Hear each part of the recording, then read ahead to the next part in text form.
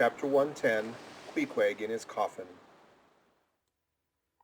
Upon searching, it was found that the casks last struck into the hold were perfectly sound, and that the leak must be further off. So it being calm weather, they broke out deeper and deeper, disturbing the slumbers of the huge ground-tier butts, and from that black midnight sending those gigantic moles into the daylight above. So deep did they go, and so ancient and corroded and weedy the aspect of the lowermost puncheons, that you almost looked next for some mouldy cornerstone cask containing coins of Captain Noah, with copies of the posted placards, vainly warning the infatuated old world from the flood. Tierce after tierce, too, of water and bread and beef, and shooks of staves and iron bundles of hoops, were hoisted out, till at last the piled deck were hard to get about, and the hollow hull echoed underfoot, as if you were treading over empty catacombs, and reeled and rolled in the sea like an air-freighted demijohn. Top-heavy was the ship as a dinnerless student with all Aristotle in his head. Well it was that the typhoons did not visit them then. Now at this time it was that my poor pagan companion and fast-bosom friend Queequeg was seized with a fever which brought him nigh to his endless end. Be it said that in this vocation of whaling, sinecures are unknown. Dignity and danger go hand in hand. Till you get to be captain, the higher you rise, the harder you toil. So with poor Queequeg, who as harpooner must not only face all the rage of the living whale, but as we have elsewhere seen, mount his dead back in a rolling sea, and finally descend into the gloom of the hold, and bitterly sweating all day in that subterranean confinement, resolutely manhandle the clumsiest casks and see to their stowage. To be short, among whalemen the harpooneers are the holders, so called. Poor Queequeg, when the ship was about half disemboweled, you should have stooped over the hatchway and peered down upon him there, where stripped to his woolen drawers the tattooed savage was crawling about amid that dampness and slime, like a green-spotted lizard at the bottom of a well, and a well or an ice-house it somehow proved to him, poor pagan, where, strange to say, for all the heat of his sweatings, he caught a terrible chill which lapsed into a fever, and at last, after some days' suffering, laid him in his hammock, close to the very sill of the door of death. How he wasted and wasted away in those few long-lingering days, till there seemed but little left of him but his frame and tattooing.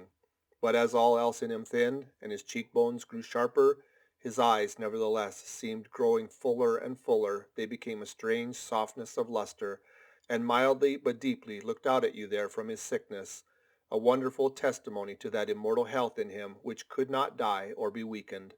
And like circles on the water which as they grow fainter expand, so his eyes seemed rounding and rounding like the rings of eternity. And awe that cannot be named would steal over you as you sat by the side of this waning savage, and saw as strange things in his face as any beheld who were the bystanders when Zoroaster died. For whatever is truly wondrous and fearful in man, never yet was put into words or books, and the drawing near of death, which alike levels all, alike impresses all with vast revelation, which only an author from the dead could adequately tell, so that, let us say it again, no dying Chaldee or Greek had higher and holier thoughts than those whose mysterious shades you saw creeping over the face of poor Queequeg as he lay quietly in his swaying hammock, and the rolling sea seemed gently rocking him to his final rest, and the ocean's invisible flood tide lifted him higher and higher toward his destined heaven. Not a man of the crew but gave up on him, and as for Queequeg himself, what he thought of his case was forcibly shown by a curious favor he asked. He called one to him in the grey morning watch, when the day was just breaking, and taking his hand, said that while in Nantucket he had chanced to see certain little canoes of dark wood, like the rich war-wood of his native isle, and upon inquiry he had learned that all whalemen who died in Nantucket were laid in those same dark canoes, and that the fancy of being so laid had much pleased him, for it was not unlike the custom of his own race, who after embalming a dead warrior stretched him out in his canoe, and so left him to be floated away to the starry archipelagos.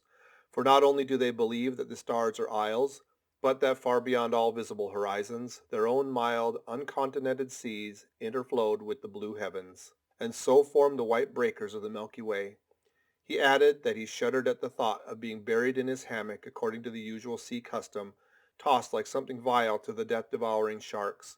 No, he desired a canoe like those of Nantucket, all the more congenial to him being a whaleman, that like a whaleboat these coffin canoes were without a keel, though that involved but uncertain steering and much leeway adown the dim ages.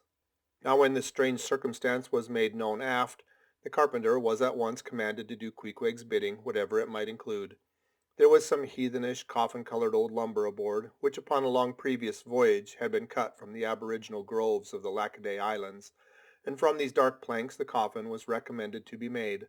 No sooner was the carpenter apprised of the order than, taking his rule, he forthwith, with all the indifferent promptitudes of his character, proceeded to the forecastle, and took Queequeg's measure with great accuracy, regularly chalking Queequeg's person as he shifted the rule.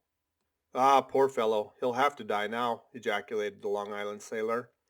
Going to his vice bench, the carpenter, for convenience sake and general reference, now transferringly measured on it the exact length the coffin was to be, and then made the transfer permanent by cutting 2 notches at its extremities. This done, he marshalled the planks and his tools, and to work. When the last nail was driven and the lid duly planed and fitted, he lightly shouldered the coffin and went forward with it, inquiring whether they were ready for it yet in that direction.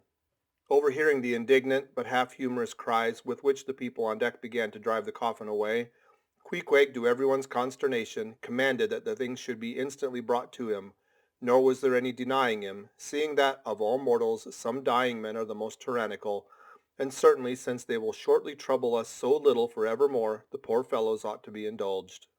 Leaning over in his hammock, Queequeg long regarded the coffin with an attentive eye.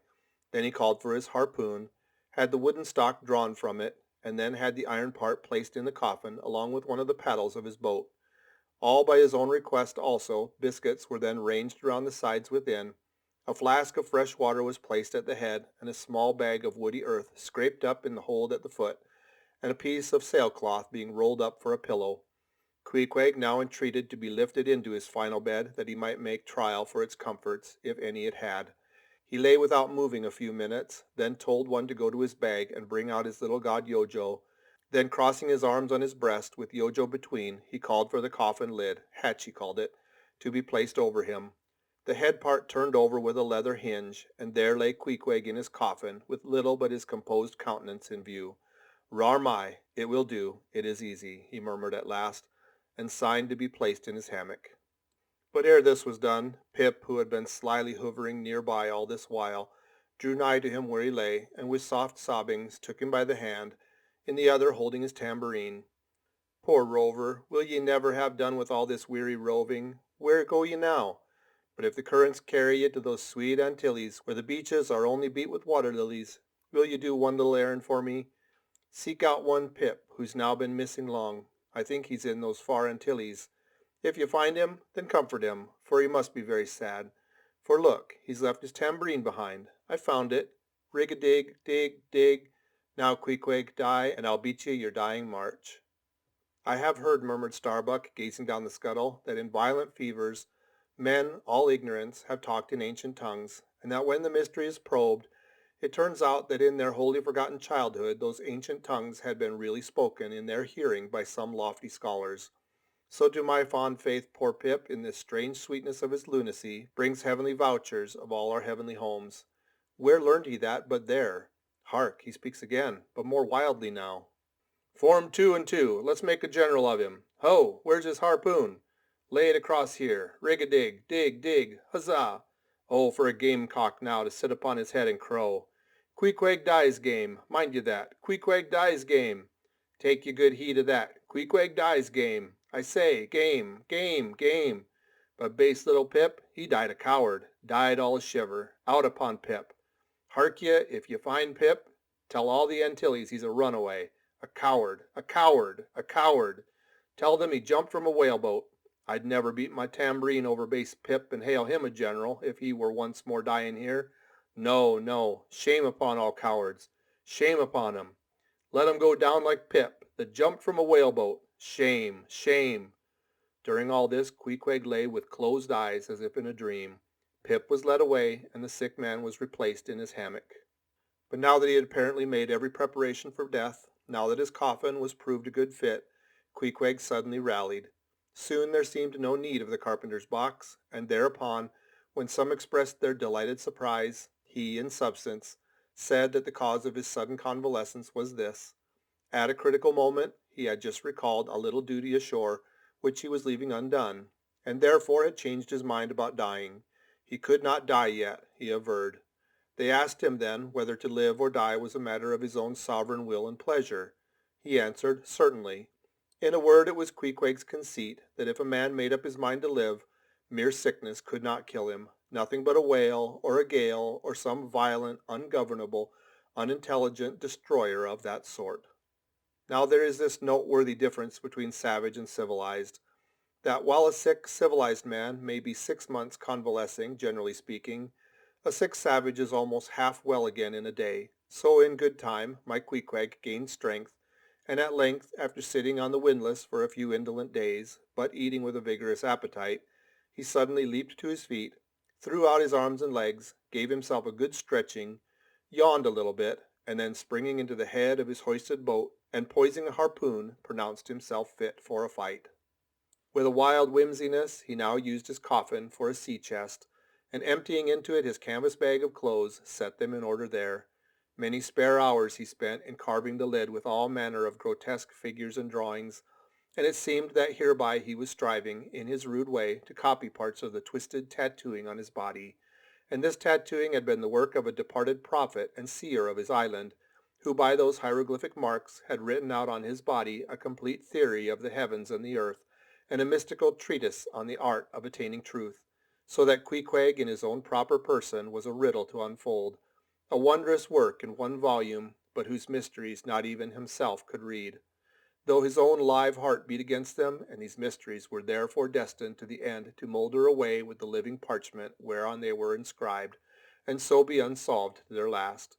And this thought it must have been which suggested to Ahab that wild exclamation of his, when one morning turning away from surveying poor Queequeg, O devilish tantalization of the gods.